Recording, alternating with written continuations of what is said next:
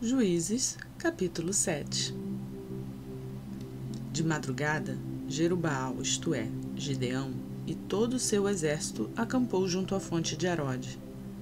O acampamento de Midian estava ao norte deles, no vale perto do Monte Moré. E o Senhor disse a Gideão: Você tem gente demais para eu entregar Midian nas suas mãos. A fim de que Israel não se orgulhe contra mim, dizendo que sua própria força o libertou, anuncie, pois, ao povo que todo aquele que estiver tremendo de medo poderá ir embora do monte de Gileade. Então, 22.000 homens partiram e ficaram apenas 10.000. Mas o Senhor tornou a dizer a Gideão: Ainda há gente demais. Desça com eles à beira d'água, e eu separarei os que ficarão com você. Se eu disser, este irá com você, ele irá. Mas se eu disser, este não irá com você, ele não irá. Assim Gideão levou os homens à beira d'água, e o Senhor lhe disse: Separem os que beberem a água lambendo-a como faz o cachorro, daqueles que se ajoelharam para beber. O número dos que lamberam a água levando-a com as mãos à boca foi de 300 homens. Todos os demais se ajoelharam para beber. O Senhor disse a Gideão: Com os 300 homens que lamberam a água, livrarei vocês, e entregarei os midianitas nas suas mãos. Mande para casa todos os outros homens. Gideão mandou os israelitas para suas tendas, mas reteve os 300. E estes ficaram com as provisões e as trombetas dos que partiram. O acampamento de Midian ficava abaixo deles, no vale. Naquela noite, o Senhor disse a Gideão: Levante-se e desça ao acampamento, pois vou entregá-lo nas suas mãos. Se você está com medo de atacá-los, desça ao acampamento com o seu servo Pura, e ouça o que estiverem dizendo. Depois disso, você terá coragem para atacar. Então ele e o seu servo Pura desceram até os postos avançados do acampamento. Os midianitas, os amalequitas e todos os outros povos que vinham do leste haviam se instalado no vale. Eram numerosos como nuvens de gafanhotos. Assim como não se pode contar a areia da praia, também não se podia contar os seus camelos. Gideão chegou bem no momento em que um homem estava contando seu sonho a um amigo.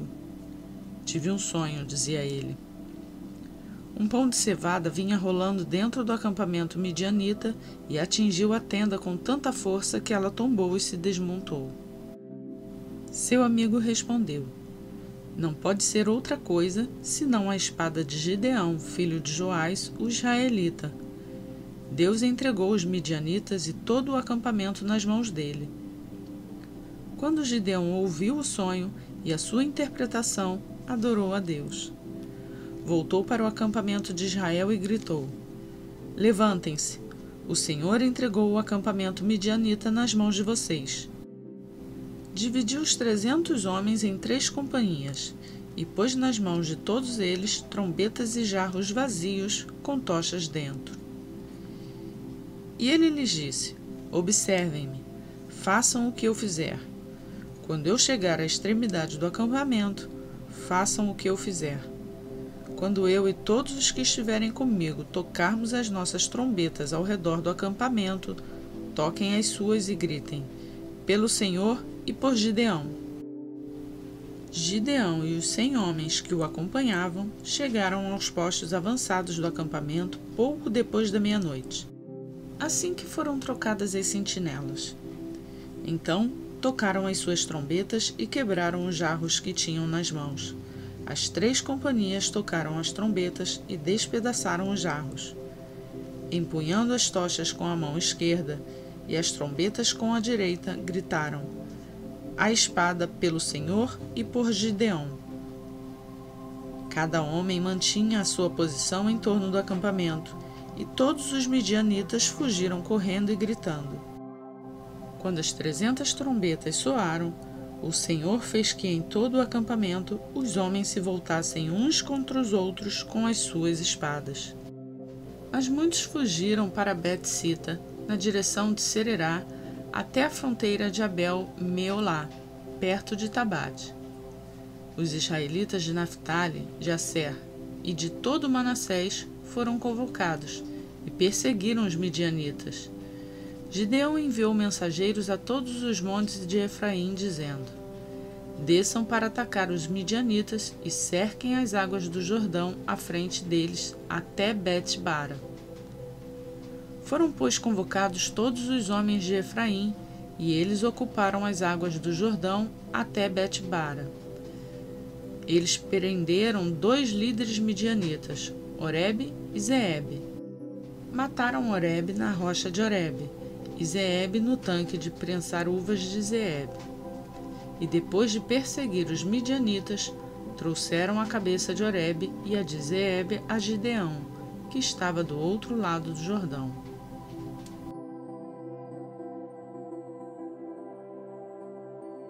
Juízes, capítulo 8. Os efraimitas perguntaram então a Gideão: por que você nos tratou dessa forma? Por que não nos chamou quando foi lutar contra Midian? E o criticaram duramente. Ele, porém, lhes respondeu: que é que eu fiz em comparação com vocês? O resto das uvas de Efraim não são melhores do que toda a colheita de Abiezer? Deus entregou os líderes midianitas Oreb e Zeeb nas mãos de vocês. O que pude fazer não se compara com o que vocês fizeram. Diante disso, acalmou-se a indignação deles contra Gideão. Gideão e seus 300 homens estavam exaustos. Continuaram a perseguição, chegaram ao Jordão e o atravessaram. Em Sucote, disse ele aos homens dali: peço a vocês um pouco de pão para as minhas tropas. Os homens estão cansados, e eu ainda estou perseguindo os reis de Midian, Zeba e Zalmuna. Os líderes de Sucote, porém, disseram: ainda não estão em seu poder Zeba e Zalmuna? Por que deveríamos dar pão às suas tropas? É assim, replicou Gideão: quando o Senhor entregar Zeba e Zalmuna em minhas mãos, rasgarei a carne de vocês com os espinhos e espinheiros do deserto. Dali subiu a Peniel e fez o mesmo pedido aos homens de Peniel, mas eles responderam como os de Sucote. Aos homens de Peniel ele disse: quando eu voltar triunfante, destruirei esta fortaleza. Ora, Zeba e Zalmuna estavam em Carcor, e com eles cerca de 15.000 homens. Estes foram todos os que sobraram dos exércitos dos povos que vinham do leste, pois 120.000 homens que portavam espada tinham sido mortos. Gideão subiu pela rota dos nômades, a leste de Nobá e Jogbeá, e atacou de surpresa o exército. Zeba e Zalmuna, os 2 reis de Midian, fugiram, mas ele os perseguiu e os capturou, derrotando também o exército. Depois Gideão, filho de Joás, voltou da batalha pela subida de Heres. Ele capturou um jovem de Sucote e o interrogou, e o jovem escreveu para Gideão os nomes dos 77 líderes e autoridades da cidade. Gideão foi então a Sucote e disse aos homens de lá: aqui estão Zeba e Zalmuna, acerca dos quais vocês zombaram de mim, dizendo: ainda não estão em seu poder Zeba e Zalmuna? Por que deveríamos dar pão aos seus homens exaustos? Gideão prendeu os líderes da cidade do Sucote, castigando-os com os espinhos e espinheiros do deserto. Depois derrubou a fortaleza de Peniel e matou os homens daquela cidade. Então perguntou a Zeba e a Zalmuna: como eram os homens que vocês mataram em Tabor? Eram como você, responderam. Cada um tinha o porte de um príncipe. Gideão prosseguiu: aqueles homens eram meus irmãos, filhos de minha própria mãe. Juro pelo nome do Senhor que, se vocês tivessem poupado a vida deles, eu não mataria vocês. E Gideão voltou-se para Jéter, seu filho mais velho, e lhe disse: mate-os. Jéter, porém, teve medo e não desembainhou a espada, pois era muito jovem. Mas Zeba e Zalmuna disseram: Venha, mate-nos você mesmo. Isso exige coragem de um homem. Então Gideão avançou e os matou, e tirou os enfeites do pescoço dos camelos deles. Os israelitas disseram a Gideão: Reine sobre nós, você, seu filho e seu neto, pois você nos libertou das mãos de Midian. Não reinarei sobre vocês, respondeu Gideão, nem meu filho reinará sobre vocês. O Senhor reinará sobre vocês. E prosseguiu: Só faço a você um pedido, que cada um de vocês me dê um brinco da sua parte dos despojos. Os ismaelitas costumavam usar brincos de ouro. Eles responderam: De boa vontade os daremos a você. Então estenderam uma capa, e cada homem jogou sobre ela um brinco tirado de seus despojos. O peso dos brincos de ouro chegou a 20,5 kg, sem contar os enfeites, os pendentes e as roupas de púrpura que os reis de Midian usavam e os colares que estavam no pescoço de seus camelos. Gideão usou o ouro para fazer um manto sacerdotal que ele colocou em sua cidade em Ofra. Todo Israel prostituiu-se, fazendo dele objeto de adoração, e veio a ser uma armadilha para Gideão e sua família. Assim Midian foi subjugado pelos israelitas e não tornou a erguer a cabeça. Durante a vida de Gideão, a terra desfrutou de paz 40 anos. Jerubaal, filho de Joás, retirou-se e foi para a casa onde ficou morando. Teve 70 filhos, todos gerados por ele, pois tinha muitas mulheres. Sua concubina, que morava em Siquém, também lhe deu um filho, a quem ele deu o nome de Abimeleque. Gideão, filho de Joás, morreu em idade avançada e foi sepultado no túmulo de seu pai Joás, em Ofra dos Abiezritas. Logo depois que Gideão morreu, os israelitas voltaram a prostituir-se com os Baalins, cultuando-os. Ergueram Baal-Berite como seu Deus, e não se lembraram do Senhor, o seu Deus, que os tinha livrado das mãos dos seus inimigos ao redor. Também não foram bondosos com a família de Jerubaal, isto é, Gideão, pois não reconheceram todo o bem que ele tinha feito a Israel.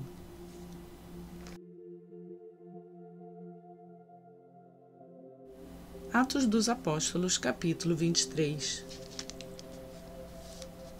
Paulo, fixando os olhos no Sinédrio, disse: Meus irmãos, tenho cumprido meu dever para com Deus com toda a boa consciência até o dia de hoje. Diante disso, o sumo sacerdote Ananias deu ordens aos que estavam perto de Paulo para que lhe batessem na boca. Deus te ferirá, parede branqueada. Estás aí sentado para me julgar conforme a lei, mas contra a lei me mandas ferir?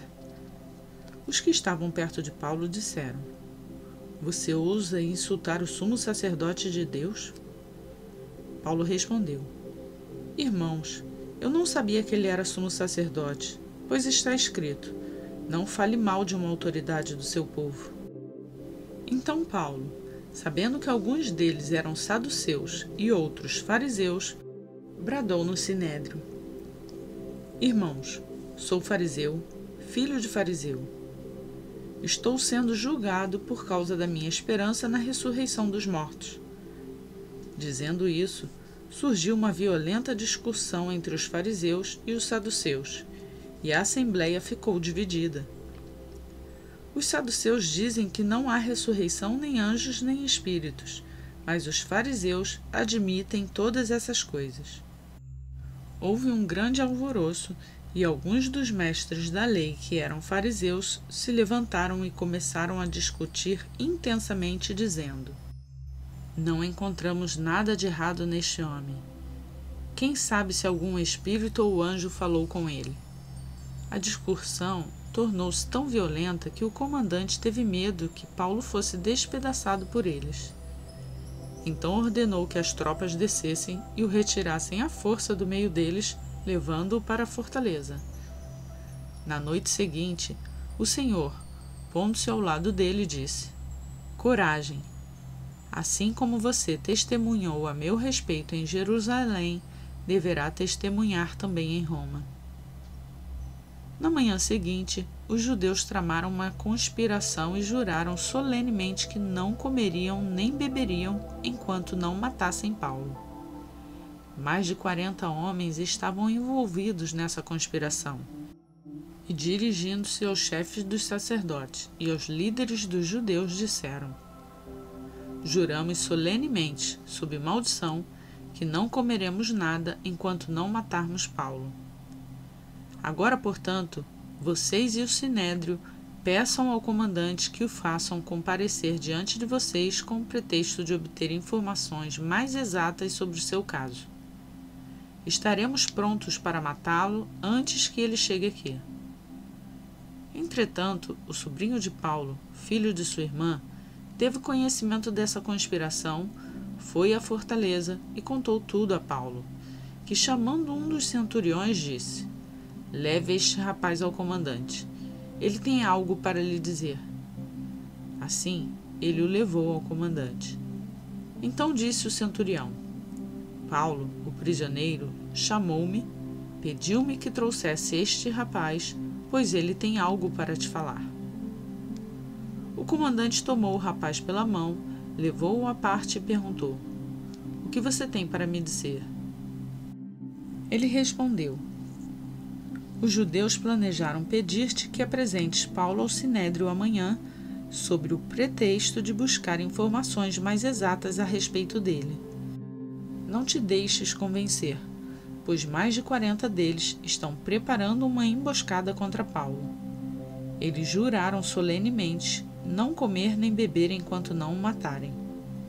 Estão preparados agora, esperando que prometas atender-lhes o pedido. O comandante despediu o rapaz e recomendou-lhe: não diga a ninguém que você me contou isso. Então ele chamou 2 de seus centuriões e ordenou-lhes: preparem um destacamento de 200 soldados, 70 cavaleiros e 200 lanceiros, a fim de irem para Cesareia esta noite às 9 horas. Providenciem montarias para Paulo e levem-no em segurança ao governador Félix. O comandante escreveu uma carta nestes termos: Cláudio Lísias, ao excelentíssimo governador Félix, saudações. Este homem foi preso pelos judeus que estavam prestes a matá-lo, quando eu, chegando com minhas tropas, o resgatei, pois soube que ele é cidadão romano. Querendo saber por que o estavam acusando, levei-o ao sinédrio deles. Descobri que ele estava sendo acusado em questões acerca da lei deles, mas não havia contra ele nenhuma acusação que merecesse morte ou prisão. Quando fui informado de que estava sendo preparada uma cilada contra ele, enviei-o imediatamente a Vossa Excelência. Também ordenei que os seus acusadores apresentassem a Vossa Excelência aquilo que tem contra ele. Os soldados, cumprindo o seu dever, levaram Paulo durante a noite e chegaram a Antipátride. No dia seguinte, deixaram a cavalaria prosseguir com ele e voltaram para a fortaleza. Quando a cavalaria chegou a Cesareia, deu a carta ao governador e lhe entregou Paulo. O governador leu a carta e perguntou de que província era ele. Informado de que era de Cilícia, disse: ouvirei seu caso quando os seus acusadores chegarem aqui. Então ordenou que Paulo fosse mantido sob custódia no palácio de Herodes.